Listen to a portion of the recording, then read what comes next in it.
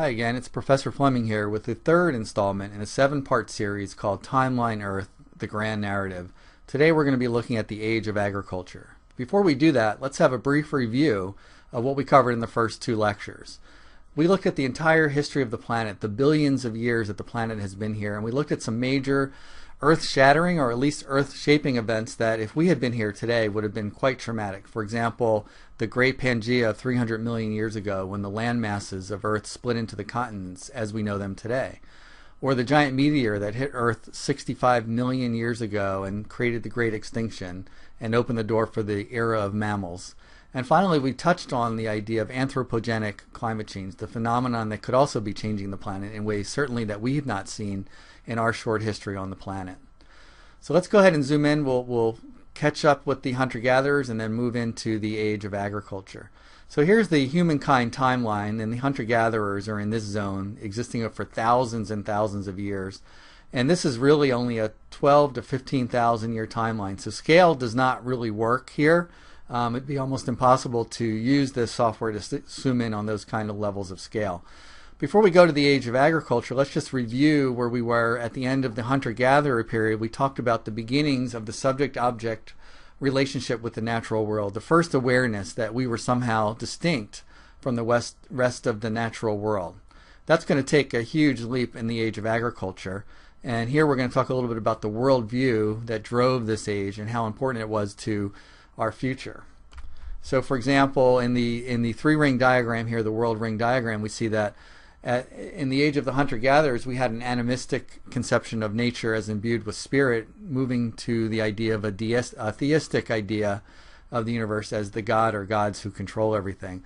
We're going to talk about the Holocene as a favorable climate, and certainly we're mostly interested in the idea of the relationship between human beings and nature. And in this case, we're more and more going to be managing nature and harvesting its resources. And the technology to do so will become more sophisticated and create more and more artificial or physical separation between us and the natural world. Now, worldview shifts happen for lots of reasons, and I'm no historian, so I found a few that I think that are pretty critical, and they're important when thinking about sustainability and thinking of our own time. So I'm really setting up the conditions for a worldview shift that's happening right now in our culture. So these are relatively important to our time. One of the main things that we see throughout history, not all the time, but in many occurrences, is gigantic or significant climatic shifts. And I'm going to be talking about the change in weather and climate that we saw at the beginning of the age of agriculture. Certainly new forms of energy that emerge allow us to go to new levels of consciousness and reshape the way society is organized. And usually communication technologies play a huge role in how society reshapes itself and how it communicates those changes to each other. And finally, and almost in every case, math and science advancements that create giant leaps in conceptions or understandings of the natural world or of the cosmos and universe. And these are going to play out in this lecture and all the lectures that follow. So for example, let's take a quick look at the history of the climate here in the planet Earth, starting about 100 million years ago. I hope I have my units right. That might be, oh, here we go, 1,000 years before present. So let's just say very long time ago, but you see a very, very predictable pattern that Earth moved in. And here is the first fully modern humans from South Asia in this zone. And that was the age of the hunter-gatherers, as you see, relatively cold but relatively consistently up and down. And then we look at the beginning of agriculture, which is what we're going to be looking at today. And we have the dawn of what we call an interglacial, which is an extended period of warmth between ice ages. And the strange thing about our current Holocene, and it's called the Holocene by the way, what's strange about it is it stayed for longer than maybe expected, and it's been pretty consistent. And so the great European civilizations, the great Chinese civilizations, all are existing during this really wonderful period of climate. And one wonders how much the climate benefited humanity at this time of agriculture and how much they correlate to each other in terms of creating this great age.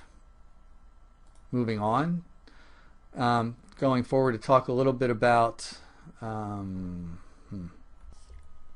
So let's go ahead and zoom in and take a look at this timeline and get a better sense of some of the events and inventions that occurred during the age of agriculture.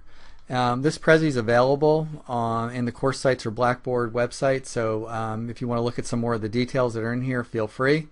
We're talking about here about a surplus grains as energy. Obviously, food is energy. And now with surplus food, the desire or need to roam the planet looking for food is reduced. And therefore, we have a population explosion as people settle down. And we have the rise of classes. So really a different kind of, fundamentally different kind of lifestyle from the hunter-gatherer. Water irrigation and the invention of the granary greatly increased food security and the amount of food that we could get. And writing took abstraction of nature to new levels beyond the spoken word. Now it's a series of symbols that mean certain words that can be found in nature. And moving even further along, the concept of money and the shekel, for example, was a unit of measure tied to bushels of grain. And so nature now could be perceived as a resource or as a commodity as much as anything else. The Great Pyramids are some of the examples of the material culture that occurred during this period. Keep in mind that these great achievements also had a great price. Slavery was necessary for these to exist, unless, of course, you believe in UFOs, which is a joke, so you're supposed to laugh there. The alphabet is even a more abstract way to represent elements in the world, because now a series of letters that have relationship to sounds when put together create words. Those words then reflect something that could be found in the natural world. But writing and the alphabet are really critical in communicating to other civilizations and to future civilizations, and so really a critical part of human evolution. Moving a little bit further, the idea of maps and property definition was very new. Before that, land was considered territory, but the land itself was sacred and couldn't be owned. Now, through the drawing of maps and the visual representation of the earth as a flat surface, nature could be understood more abstractly, and its secrets could be unveiled more easily.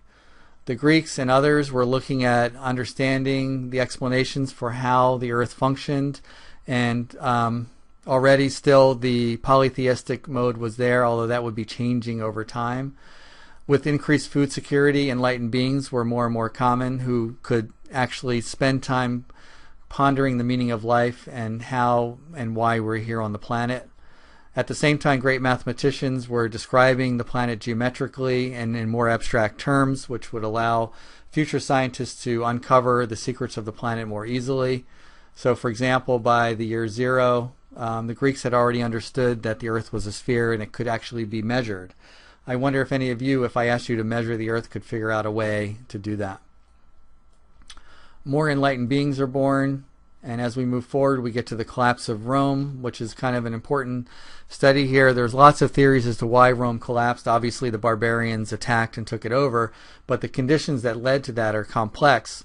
One of the theories out there is that Rome had exhausted its ecological carrying capacity. In other words, the ability of the soil to continue to produce food, which would then force Rome to create greater and greater armies, conquer and conquer more land to create more food energy. And so looking at the collapse of Rome is interesting in relationship to our time and how we relate to our own ecological carrying capacity. We move into the Golden Age in the Middle East, where we see more enlightened beings being created, and also the concept of zero from India brought into the Middle East to further drive more and more sophisticated algebraic understandings of the natural world.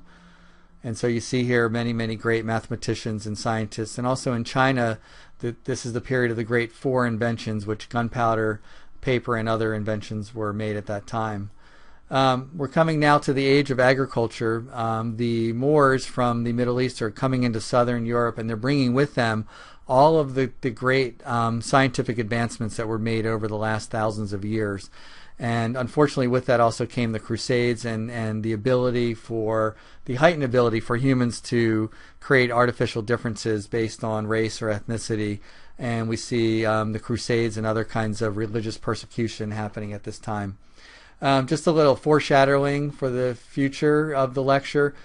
St. Francis was active at this time and was very involved in ecology and nature. So there were still plenty of individuals thinking about that. As a way to wrap up this little short study on the age of agriculture, I'm going to look at some mini conclusions here. The climate became warm and stable, creating the ideal conditions for human comfort and human evolution. New energy sources in the form of surplus food would lead to surplus time, scientific advancement, and discovery. The secrets of nature were now more and more being revealed, so nature was becoming more material and less spiritual. And finally, our relationship to the natural world was not only becoming more defined, but also in some ways more separate through technological and intellectual advances in human capability.